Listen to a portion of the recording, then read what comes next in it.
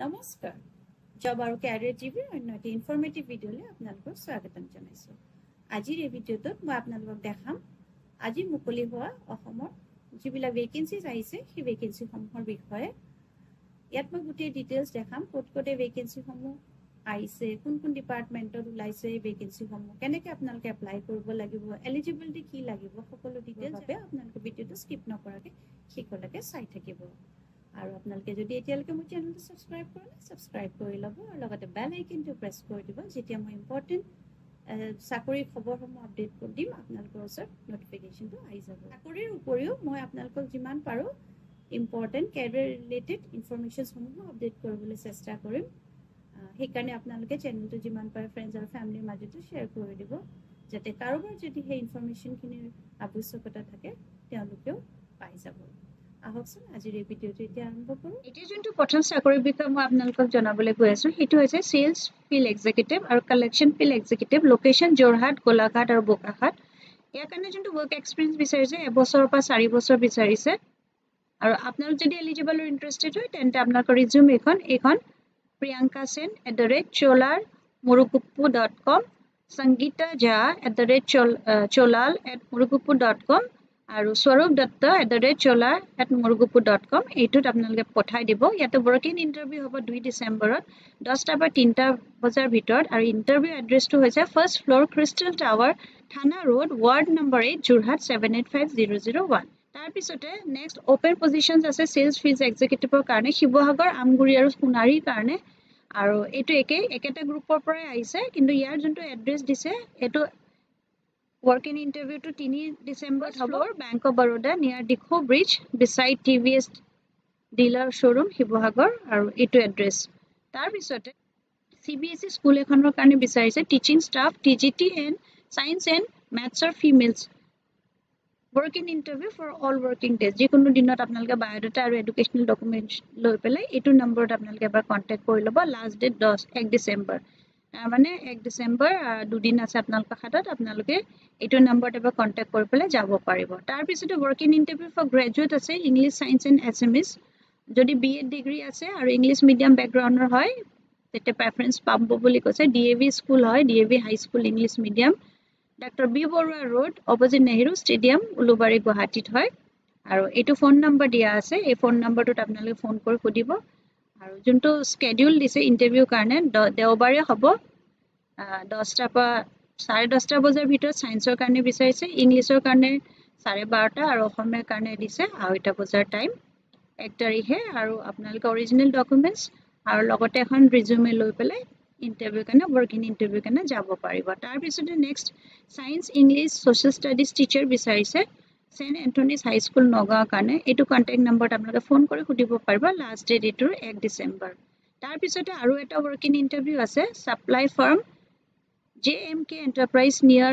CBI Gorsuk branch urgently needs data entry with expertise in Excel. Freshers need not apply বুলি কৈছে আৰু experience sales executive বিচাৰিছে এইটো এড্ৰেছত আপোনালোকে ৰিজিউম এখন পঠাই দিব পাৰিব JMK Enterprise 11@gmail.com আৰু এইটো নম্বৰত হোৱাটছআপ কৰি পেলাই সুধিব পাৰিব আপোনালোকৰ যদি কিবা কুৱেৰিজ আছে এইটো অমৃত চিমেণ্ট তেখেতলোকে হায়াৰিং কৰি আছে techno marketing team leader any graduate চেলাৰীটো কৈছে নেগচিয়েবল বুলি এক্সপিৰিয়েঞ্চ 5 বছৰ বিচাৰিছে গুড কমিউনিকেশ্যন স্কিল আৰু বিল্ডিং টিম বিল্ডিং এক্সপিৰিয়েঞ্চ বিচাৰিছে 2 হুইলাৰ লাগিব বুলি কৈছে এইখিনি লোকেশ্যনত আছে বৰপেটা বঙাইগাঁও কাছাৰ দৰং আপোনালোকে চাই ল'ব গোটেইখিনি দিয়া আছে এপ্লাই লিংকটো লাষ্ট ডেটটো 2 ডিচেম্বৰ হয় ইয়াত গৈ পেলাই আপোনালোকে গুগল ফৰ্ম যোনখন দিছে এইখন আপোনালোকে ফিল কৰি পেলাই এণ্টাৰ কৰি দিব আৰু তাৰপিছতে আপোনালোকৰ এইটো এপ্লিকেশ্যন প্ৰচেছটো হৈ যাব তাৰপিছতে আৰু এটা বিচাৰিছে মেইল একাউণ্ট এক্সিকিউটিভ বিচাৰিছে 3 পৰা 5 বছৰ experience in construction company Tally GST TDS এইখিনি বিচাৰিছে আৰু লগতে বাইক বিচাৰিছে আপোনালোকৰ যোনখন ৰিজিউমে আছে balaji@gmail.com লাষ্ট ডেট 2 ডিচেম্বৰ হয় এইটোত আপোনালোকে এপ্লাই কৰিব পাৰিব 2 তাৰিখৰ ভিতৰত ইয়াৰ পিছত নেক্সট যোনটো ভেকেন্সিৰ বিষয়ে মই আপোনালোকক দেখাবলৈ গৈ আছোঁ সেয়া আহিছে Amiya Kumar Das institute of social change and development Guwahati ইয়াৰ কাৰণে এছিষ্টেণ্ট লাইব্ৰেৰিয়ান আৰু অফিচ এছিষ্টেণ্টৰ ভেকেঞ্চি আহিছে অফিচ এছিষ্টেণ্টৰ যোনটো পোষ্ট আছে সেইটোৰ কাৰণে পে স্কেল হ'ব লেভেল 6 35,400 or 1,12,400 লৈকে ইয়াত যোনটো এডুকেশ্যনেল কোৱালিফিকেশ্যন বিচাৰিছে সেইটো কৈছে গ্ৰেজুৱেট হ'ব লাগিব with minimum 55% marks with in any ডিচিপ্লিনৰ আপোনালোকে যদি গ্ৰেজুৱেশ্যন কৰিছে 55% মাৰ্কছ লৈ তেতিয়া আপোনালোকে এপ্লাই কৰি দিব পাৰিব তাৰপিছতে আপোনালোকক লাগিব knowledge of MS office typing speed in English with minimum speed of 35 words per minute আৰু মিনিমাম 3 years of experience বিচাৰিছে in office administration in government autonomous institute আদাৰ একাডেমিক ইনষ্টিটিউট আৰু কৈছে আপোনালোকৰ ওচৰত স্পোকেন এণ্ড ৰিটেন ইংলিছৰ proficiency লাগিব তাৰপিছতে আপোনালোকক লাগিব knowledge of MS office typing speed in English with minimum speed of 35 words per minute আৰু মিনিমাম এজ লিমিট হ'ব 21 years মিনিমাম আৰু 30 years মেক্সিমাম হ'ব ৰেজিষ্ট্ৰেশ্যনসমূহ থাকিব এজ পাৰ গভৰ্ণমেণ্ট যোনটো নৰ্মছ থাকে মানে ST SC OBC কাৰণে যি থাকে সেই হিচাপে থাকিব ST SC কাৰণে 5 বছৰ OBC MOBC কাৰণে 3 বছৰ so on তাৰপিছত লাইব্ৰেৰিয়ানৰ যোনটো পোষ্ট আছে এছিষ্টেণ্ট লাইব্ৰেৰিয়ান তাৰ কাৰণে মাষ্টাৰ্ছ ইন লাইব্ৰেৰী চায়েন্স বিচাৰিছে বা লাইব্ৰেৰী এণ্ড ইনফৰমেশ্যন চায়েন্সত মাষ্টাৰ্ছ বিচাৰিছে minimum 3 years of work experience বিচাৰিছে এজ লিমিট কৈছে মেক্সিমাম 35 years হ'ব লাগিব আৰু এজ ৰিলেক্সেশ্যনসমূহ থাকিব এজ পাৰ গভৰ্ণমেণ্ট নৰ্মছ এই পোষ্টকেইটাৰ কাৰণে আপোনালোকে অফলাইন এপ্লাই কৰিব লাগিব নিজৰ যোনখিনি কোৱালিফিকেশ্যন ডকুমেণ্টছ আছে এক্সপিৰিয়েঞ্চ আছে সকলোবিলাকৰ আপোনালোকে ফটো ষ্টেট কৰি পেলাই চেল্ফ এটেচ কৰি ল'ব আৰু তাৰপিছতে এখন এপ্লিকেশ্যনৰ লগত এইটো to the director in charge Amiya Kumar Das institute of social change and development VIP road upper Hengrabari Guwahati 781036 এইটো নম্বৰত এইটো এড্ৰেছত আপোনালোকে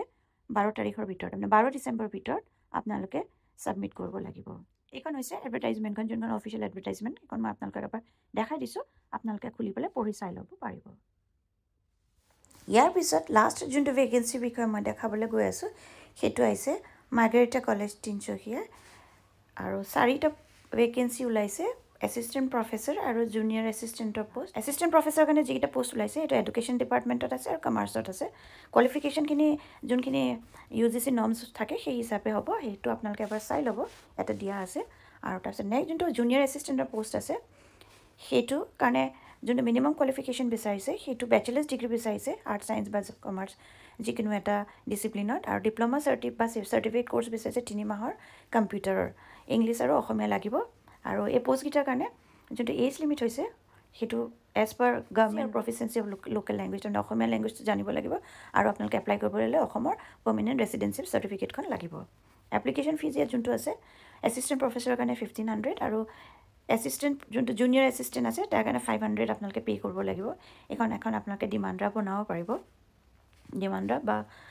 NEFT RTGS কৰিব পাৰে এইটো এড্ৰেছটো দিয়া আছে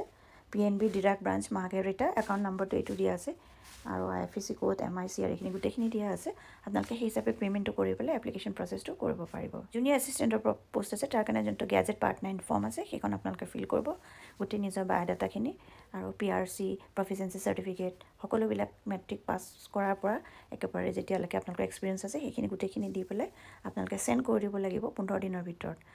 এইটো যোনটো এডভাৰটাইজমেণ্টটো 23 তাৰিখে ওলাইছিলে নৱেম্বৰৰ 23 তাৰিখৰ পৰা 15 দিনৰ ভিতৰত টু দ্য প্ৰিন্সিপাল মাৰ্গাৰেটা কলেজ এনেকৈ লিখি পেলাই আপোনালোকে এইটো পঠাই দিব লাগিব মই দেখাই দিছোঁ এইটো কমপ্লিট এড্ৰেছটো হ'ল principal and secretary Margherita college PO Margherita district Tinsukia Assam